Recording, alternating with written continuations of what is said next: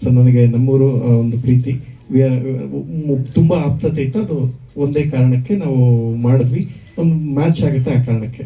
Thank you. ನಾನ್ director madam, ಅಂದರೆ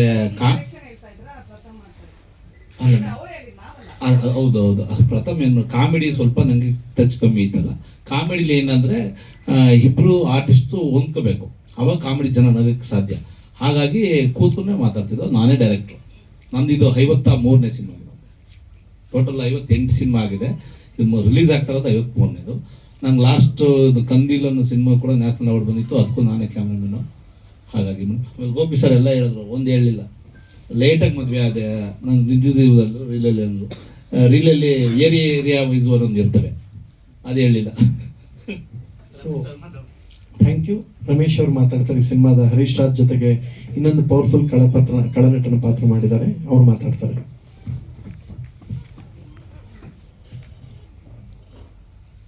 ಎಲ್ರಿಗೂ ನಮಸ್ಕಾರ. ಆ್ಯಕ್ಚುಲಿ ಸ್ವಾಮಿ ಸರ್ಗೆ ತುಂಬ ಧನ್ಯವಾದ ತಿಳಿಸ್ತೀನಿ. ಯಾಕಂದರೆ 20 ವರ್ಷದಿಂದ ನಾವು ಒಂದು ಒಡನಾಟ ಇಟ್ಕೊಂಡಿದ್ದೀವಿ. ಶಾಲಿನಿ ಅಂತ ಒಂದು ಚಂದನ ಟಿ ವಿಲಿ ಸೀರಿಯಲ್ನಿಂದ ನಮ್ಮ ಒಡನಾಟ ಸ್ಟಾರ್ಟ್ ಆಯಿತು. ಫಸ್ಟು ಆಶಿಕಾ ರಂಗನಾಥ್ಗೆ ಛಾಯಾಗ್ರಹಣ ಮಾಡಿದವರು ನಮ್ಮ ಸ್ವಾಮಿ ಸರ್. ಆವಾಗ ಆಶಿಕಾ ರಂಗನಾಥ್ ನಮ್ಮ ಹತ್ರ ಡ್ಯಾನ್ಸ್ ಕಲಿತಾಯಿದ್ರು.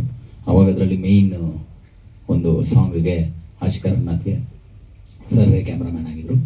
ಅಲ್ಲಿಂದ ನಮ್ಮ ಸಂಬಂಧ ಬೆಳೀತು. ಈ ಒಂದು ಫಸ್ಟ್ ನೈಟ್ ವಿತ್ ದೆವ್ವ ಫಿಲಮ್ ಸ್ಟಾರ್ಟ್ ಮಾಡಿದಾಗ ನನಗೆ ಕಾಲ್ ಮಾಡಿ ಒಂದು ಕೊರಿಯೋಗ್ರಫಿ ಮಾಡಬೇಕು ಅಂತ ಹೇಳಿದ್ರು. ಆ ಕೊರಿಯೋಗ್ರಫಿಗೆ ಅಂತ ಹೋದಾಗ ಆವಾಗ ನಮ್ಮ ನಿಖಿತಾ ಸ್ವಾಮಿ ಅವ್ರು ಪರಿಚಯ ಆದರು. ಪ್ರಥಮ ಅವ್ರ ಮೊದಲೇ ಪರಿಚಯ ಇತ್ತು. ಅಲ್ಲೊಂದು ಸಾಂಗ್ ಮಾಡಿದ್ವಿ. ಆ ಸಾಂಗ್ ಮಾಡ್ತಾ ಹಾಗೆ ಸರ್ ಒಂದು ನೆಗೆಟಿವ್ ಶೇಡ್ ಇದೆ, ನೀವೇ ಮಾಡಿ ಅಂತ ಹೇಳಿ ಕ್ಯಾರೆಕ್ಟರ್ ಕೂಡ ಮಾಡಿಸಿದ್ರು.